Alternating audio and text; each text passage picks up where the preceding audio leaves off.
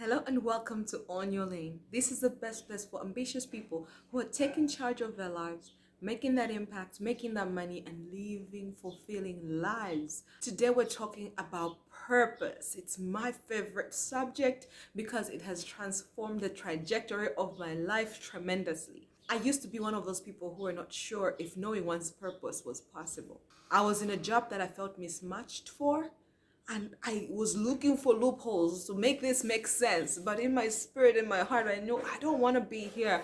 I want something different. I didn't know what that was that wanted me to want more. It felt wrong. I felt like this has to be quietened. It's an ungrateful voice within me that is calling me out to say, is this all your life is about? But it was not. It was my purpose within me, my ability within me calling out and saying, girl, you are called for more. Girl, you could be doing what you dream about. Allow your dreams to take a full shape in your mind and pursue them. So after knowing my purpose, my life completely changed. I was on a path to becoming a CEO or CFO of some multinational bank or financial institution, whatever that would have been in the future. I had the education, the capacity, the ambition, but I just didn't have the passion to back it up. And the more I got close to God, and would see all these amazing stories in the Bible about people doing great things, the more I dared to ask, what do I want? What am I here for? And I love this quote that says, the quality of your life is determined by the quality of the questions you ask yourself. And the more I asked these questions, the more uncomfortable I became in what was sensible at that time. A career in accounting, in finance was sensible. Looking for another job that really would just promote me, make me more money was sensible. Living for the weekends, living for the holidays, and just hoping that it was enough to make me feel free and happy was sensible. But sensible was not enough. Sensible didn't feel enough. I knew there was more. I knew I didn't just come to stifle my feelings, my gifts, my talent, and make a few bucks and then go. So that's where purpose came in. I started praying consistently for purpose, and as I continue to study it and try to teach it to others, I find even more revelations around it. And today I want to talk to you about purpose, that God has a purpose for your life. And this purpose comes in two ways. We're going to talk about two things today: a specific purpose and a general purpose. Let's start with the general purpose. In Genesis 1 verse 28, God made humans, and after he made them, he said he gave them the power, the mandate: be fruitful, multiply, fill the earth, subdue it, govern it. That is purpose. Our purpose, first and foremost, is to be fruitful, to multiply, to fill the earth, and to dominate it. That's why you find that freedom is such a pull for most people. Being controlled is not a good thing for people. It's something we resist and fight against. Even when you're meek and quiet and gentle, you don't want to be controlled. You want to be appreciated. You want to be valued. You want to rule over or govern. You know, how we govern is different. And I know that sometimes when you say govern and dominate, we're thinking, yeah, I'm in charge. No, you can dominate, you can govern in a gentle way. We are different for a reason, so we govern differently. And that speaks to leadership styles and everything, which is a topic for another day. But from this mandate in Genesis 1:28, you'll find that it is embedded in every human to be fruitful. It is embedded in every human to multiply. So you can be fruitful and bear one fruit. That's not your mandate.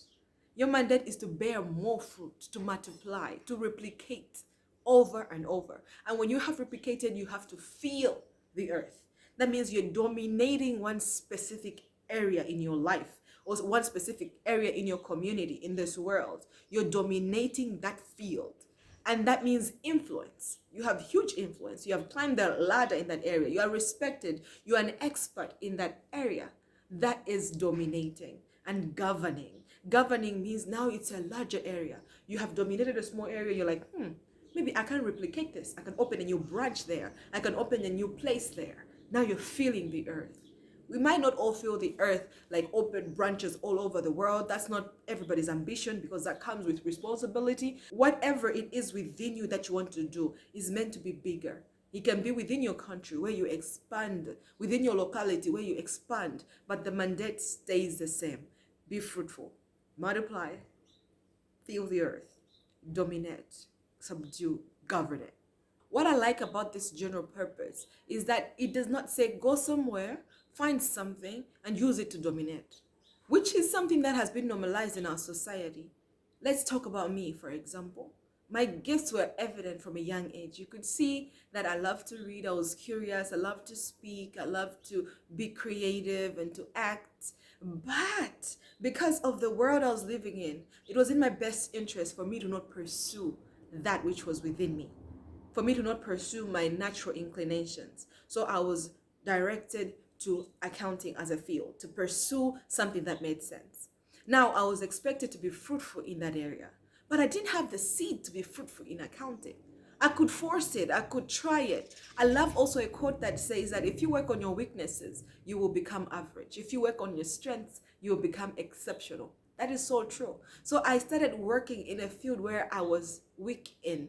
I did not have the natural seed for it. It's like you have a mango seed and you really want oranges to come out of it. Maybe you could try, but it will never happen. So that's what I did. I would push it, I would push it, I would push it. I tried to produce hybrid oranges with my mango seed, and it looked like oranges sometimes, it tasted like oranges sometimes, but it never really got to oranges. I don't know if that's a good metaphor, but hear me out here. So me being in that field meant too much energy, too much exposure to something that I was not even interested in. I was not already gifted in. So when God gave us the mandate to dominate, he said, go be fruitful. Fruitfulness does not come from externalities. It does not come from your influence. It comes from within. And when it started growing, it starts growing out. Then that's when the rain, the wind, the externalities can influence it. But they don't influence it enough to change it from within. No. It doesn't change its nature. It's what it is. And that's what you and me have. We have a seed. And that seed is God-given. It is your talent, your gifts, your abilities, your natural inclinations. And usually when you go to childhood and remember what you were naturally good at, it will point you to what God gave you. But as you grow up, people are going to remove and take away and give you new things. And then you get into this confusion and you become something else and you don't understand why you're unfulfilled. At least that was my story. Let me know if that's your story too in the comments. I'd love to get your thoughts. Hello, I'm just jumping on here for a quick shout. I love everything purpose, and I know it can be a daunting subject, and so I created an amazing, powerful, short 18-minute masterclass to kickstart your process towards knowing your purpose. It's completely free. Click the link in the description and you can sign up and begin to do amazing work towards your purpose. I swear, by knowing your purpose, knowing why you're here, it will change how you operate in every aspect of your life. So please take advantage of this free masterclass. It won't be free for long. So click the link in the description box and start working on your purpose. Let me know how it goes, how you love it. Let's continue with this episode. But if you look at it the way it is, isn't it an amazing plan? Let's say you see a child can sing from a young age and you're like, wow, that's amazing. And you nurture that gift. You expose them to mentors that can help them with singing. Imagine what that child will be at the age of 15.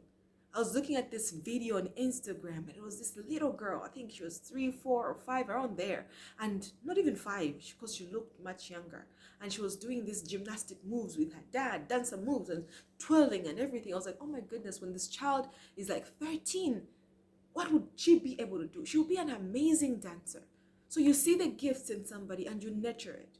And that's why you see that in the West, they dominate most fields in the Olympics, they dominate most fields in music, they dominate in sports, because they see gifts at a young age and they pump them up. Whereas on our end, this is Africa and around third world countries, we see the gifts when we tell them, hey, they'll keep you poor. Let's give you something else. Be an accountant, be an engineer, be a doctor. Those are the ones we really, really look out for. We're like, yes, engineer, doctor, accountant, or what else? I don't know. But there are these key roles that we think if you are in this, that's when you'll succeed. Not knowing that your child will be trampled in that field because they're not really amazing. They're not really interested as much as other people, because there are other people who are just good at sciences. And you see that, oh, this child is good at sciences. Oh, they're enjoying dissecting a frog. but they're enjoying it. And so you say, okay, let's expose them to mentors, let's expose them to videos, games that are exposing them to this gift, to more science, and you find that they're amazing doctors. They're the ones who do groundbreaking things in their fields. Now compare those people to somebody who's just been pushed into that field. They will look so small, and they will have self-image issues, self-esteem issues compared to this person who's operating in their greatness. In this world of so much options and information, you get distracted. So it freed me to say no. I am a creative person, so if you give me an idea, I can run with it and blow it up into a whole thing. So I used to blow things up and be involved in people's projects and people's ideas so much out of fear of missing out. But right now I know who I am. I know I'm supposed to be fruitful and multiply. And I also know the specific plan God has for me. It fits with my gifts, my interests, my abilities. And I'm like, yes, yes. And so I say no to things and I say yes to things. I say no to some friendships. I say yes to some. I say yes to some learnings. I say no to some. I am clear so I can zoom in all my energy in achieving of this specific purpose. I can learn from it. I can find the right mentors. I can invest in myself in that zone and get better at it. The specific purpose is your business. You need to find out what this is. But first of all, explore your natural gift. Explore your seed, the one you carry from the general purpose as God made you, and then walk into it. This is your role. Find out. Find out what is within and get specific with it.